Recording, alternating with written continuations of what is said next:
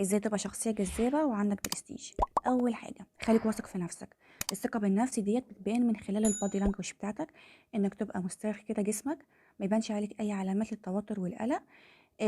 تبقى داخل مكان فارد ظهرك، عندك اتصال قوي بالعين، خاصة لما تيجي تتكلم ولما تيجي تسمع لحد اسمع بإنصات.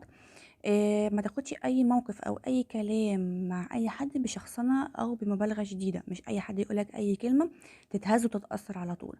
تاني حاجة خليك متحدث متميز، رتب أفكارك قبل ما تتكلم مع أي حد، ونقي كلمات سهلة وبسيطة للشخص اللي بتتكلم معاه. حاول كمان تخلي كلامك مختصر وتفكر في كلامك قبل ما تقول أي كلمة. رقم 3 طور نفسك باستمرار، اطلع على كل ما هو جديد في مجال تخصصك، وحاول تكون شخص متميز جدا في مجالك.